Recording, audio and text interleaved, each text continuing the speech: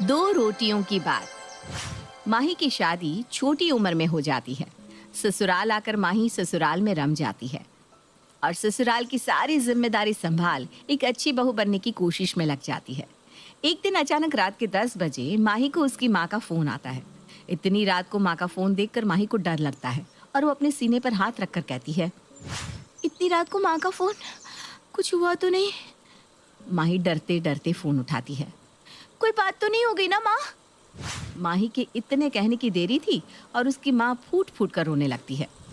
बेटा क्या बताऊं, तेरा भाई बिना पैसे के ही पढ़ने दिल्ली चला गया है। उसके पास 1 रुपया नहीं है। वो क्या खाएगा क्या पिएगा समझ में नहीं आ रहा। माँ तुम रुको, मैं कुछ करती हूँ। पहले तो माही का दिमाग काम नहीं करता, फिर थोड़ी देर बाद वो अपने पति पंकज को सब कुछ बताते हुए कहती है, आप ट्रेन से मेरे भाई तक पैसे पहुंचा सकते हैं क्या? आप कुछ कीजिए ना प्लीज। ठीक है, मैं उसे 2000 दे आता हूँ स्टेशन पर। उसकी गाड़ी स्टेशन पर रुकेगी, तुम उससे बात करके मुझे उसका बर्थ नंबर बता दो। माही तुरंत अपने भाई से बात करती है और पंकज उसे स्टेशन पर पैसे देकर आ जाता है। एक बार के लिए माही और उसकी माँ के मन को शांति हो जाती है। दिल्ली पहुंचकर अमन माही को कॉल करता है। दीदी तुम लोग चिंता क्यों करती हो? भगवान है ना मेरे साथ, ऊपर से तुम लोगों का प्यार है, मुझे कुछ नहीं होगा। कोई ऐसे घर से जाता है क्या? तू ही बता। तू वापस घर चला जा माँ के पास। नहीं दीदी, मुझे सीए बनना है, पैसे कमाने हैं। घर पे ऐसा कोचिंग और टीचर नहीं है जिससे मैं पढ़ सकूं। मुझे अपने घर के लिए कुछ करना है। मैं सीए बनकर ही लौटूंगा दीदी। अमन तू कैसे रहेगा? तेरे पास तो पैसे भी नहीं है। वहाँ पे पैसे कहाँ से आएंगे? तू अनजान शहर में कहाँ रहेगा, क्या खाएगा? तू मेरा प्यारा भाई है ना, ट्रेन पकड़कर वापस आ जा। नहीं दीदी, मैं वापस घर नहीं आऊँगा। तुम माँ से कह देना अपना ख्याल रखे। पैसे वाला बनने के लिए थोड़ी स्ट्रगल तो करनी ही पड़ती है। अमन फोन रख देता है। इधर माही दिन रात अमन के बारे में सोचती रहती है। खुद को वो बहुत लाचार महसूस करती है कि वो अपने भाई के लिए कुछ नहीं कर पा रही। इसी तरह दिन बीतने लगते हैं और 15 दिन बाद पंकज का एक नया दोस्त उससे मिलने घर आता है। भाई क्या बात है, बड़े दिनों के बाद मेरी याद आ गई। तू कौन सा शादी के बाद मुझे याद करता था? हाँ, अच्छा यार, तुझसे ना एक पर्सनल बात कहनी है। कल मैं जब दिल्ली स्टेशन के लिए निकल रहा था तो मैंने भाभी के भाई को फुटपाथ पर स्ट्रीट लाइट के नीचे सोया हुआ देखा। उसके सिर के नीचे सीए की किताबें थी। इस हालत में उसे देखकर मुझे अच्छा नहीं लगा। भैया ऐसे कौन सी दिक्कत आ गई जो उसे इस तरह रहना पड़ रहा है? यार सीए के एक से एक इंस्टीट्यूट यहाँ भी खुल गए हैं। माही चाय नाश्ता लेकर आ रही थी और ये सब सुन लेती है। उसकी आंखें भर आती है। वो उसी वक्त अपने कमरे में जाकर भाई को फोन लगाती है। अमन, तू किन हालातों में वहाँ रह रहा है? मुझे सब पता चल चुका है। तू अभी के अभी मेरे ससुराल आ जा, तुझे मेरी कसम है। दीदी तुम समझ नहीं रही हो, मैं तुम्हारे घर नहीं आ सकता। मुझे जिस कोचिंग की जरूरत है वो तुम्हारे शहर में नहीं होगी। अमन, यहाँ भी एक से एक सीए की क्लास करवाने वाले इंस्टीट्यूट खुल गए। मैं तुझे तेरे जीजा जी से टिकट के पैसे भिजवा रही हूँ, तू मेरे पास आ जा। और जो तू नहीं आया ना तो मैं खुद वहाँ चली आऊँगी। ओफो, ठीक है मैं आता हूँ, लेकिन मेरी पढ़ाई का खर्च मैं खुद उठाऊँगा। तुम जीजा से पैसे मेरे लिए नहीं मांगोगी। यहाँ की तरह मैं तुम्हारे घर में भी ट्यूशन पढ़ाकर पैसे जमा करूँगा। ठीक है, तू पहले आ तो। अगले दिन अमन माही के ससुराल पहुंच जाता है। अमन को देखकर माही उसके गले लगकर बहुत रोती है। बहुत बड़ा हो गया है, अपनी मर्जी से चलता है। हाँ। कितने दिनों के बाद अमन घर का खाना खाता है और उसी वक्त सीए के ट्यूशन पता करने चला जाता है। इधर माही अपने आस पड़ोस और दोस्तों को अपने भाई के ट्यूशन पढ़ने की बात फैला देती है। माही सभी को एक मैसेज भेजती है, किसी को भी अपने बच्चों के लिए ट्यूशन चाहिए मुझे संपर्क करे। मेरा भाई बहुत अच्छा टीचर है और वो 12वीं तक की क्लास करवाता है। माही के सपोर्ट से अमन को कुछ बच्चे मिल जाते हैं और इधर अमन खुद भी सीए की क्लास ज्वाइन कर लेता है। रात को खाने की मेज पर माही अमन से कहती है, देख मुझे सुबह कोचिंग जाने से पहले उठा देना, मैं तुझे नाश्ता दे दूंगी। साली साहब, किसी भी चीज़ की ज़रूरत होगी तो बता देना, अपना ही घर समझो इसे। जयश्री के कलीजे पर सांप लौटने लगता है। वो अमन से कहती है, कब तक तेरी पढ़ाई है? उसमें क्या है, जब तक उसे पढ़ना है पढ़ेगा। पढ़ाई कभी खत्म होती भी है क्या माँ? जयश्री के मन में उथल पुथल होने लगती है और वो अपने मन में कहती है, मेरे बेटे के ऊपर बैठ कर खाएगा, इससे मैं यहाँ ज्यादा दिन तक टिकने नहीं दूंगी। अगली सुबह माही 5 बजे उठकर नाश्ता बनाकर अमन को नाश्ता करवा देती है और उसका टिफिन पैक कर देती है। कोचिंग के लिए निकलते वक्त माही 500 की नोट अमन के हाथ में रखकर कहती है, पूरा दिन तो बाहर रहेगा, कुछ खा लेना। नहीं दीदी, तुम फिर से जीजू से मेरे लिए पैसे ले रही हो ना।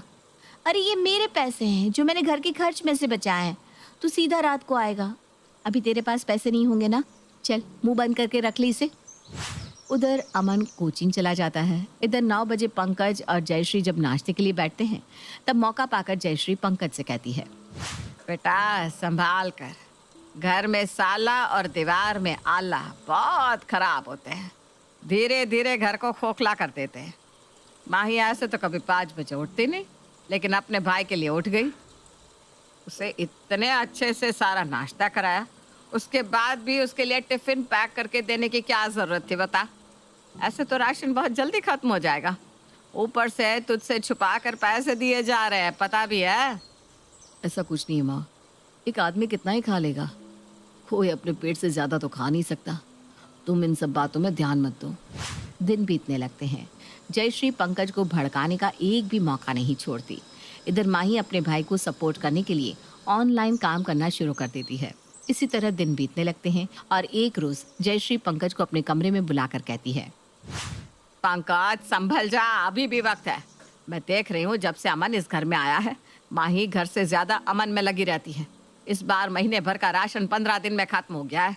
आज तो माही अमन के लिए इतने महंगे महंगे ब्रांडेड कपड़े भी लेकर आई है। जिन चीजों पर मेरे पोते पोतियों का हक है, वो भला उस अमन को क्यों मिले?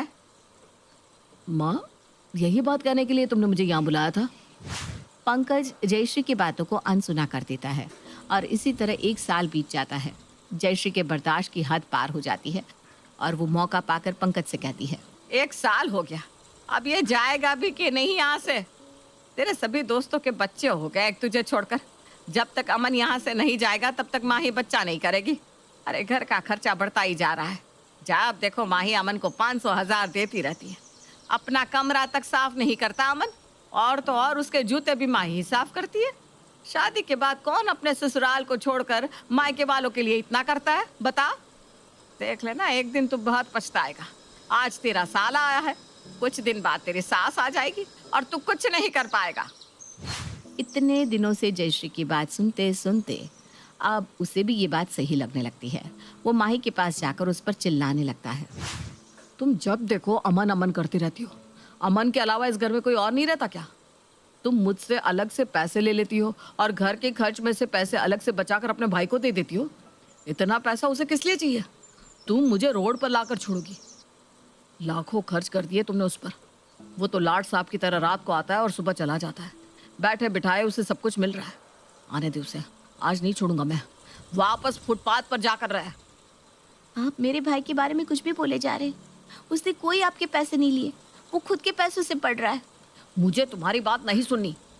पंकज और माही में बहुत देर तक बहस होती है। रात को अमन घर आता है और कहता है, दीदी बहुत जोरों की भूख लगी है, खाना लगा दो ना। अमन हाथ धोकर खाने की मेज पर बैठ जाता है और पंकज उसी वक्त उसके पास लड़ने के लिए पहुंच जाता है। पंकज जैसे ही अमन से कुछ कहने को होता है कि अमन उसके हाथ में बाइक की चाबी पकड़ाकर कहता है, जीजू मैं आपका ही वेट कर रहा था।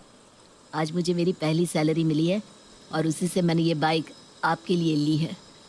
मैंने कभी पापा को नहीं देखा, लेकिन आप में मुझे मेरे पिता नजर आते हैं। चलिए बाइक देखते हैं जीजू। अमन की बात सुनकर पंकज की आंखें भर आती है। तूने नौकरी कब पकड़ी? तू तो अभी पढ़ रहा है ना? जीजू जहाँ मैं इंटर्नशिप कर रहा था ना, वहीं मेरे नॉलेज और काम से खुश होकर बॉस ने मुझे जॉब पर रख लिया। पंकज अमन को गले लगाकर कहता है, तू मेरा बड़ा बेटा है, मुझे माफ़ कर दे अमन। मैंने तेरे लिए बहुत बुरा भला सोचा। अब तू कहीं नहीं जाएगा, यहीं रहेगा अपने जीजा के साथ। जीजू एक राउंड करके आए। अमन और पंकज बाइक से घूमने निकल जाते हैं। जयश्री के सारे किए कराए पर पानी फिर जाता है और अमन, माही और पंकज के दिल को और करीब हो जाता है।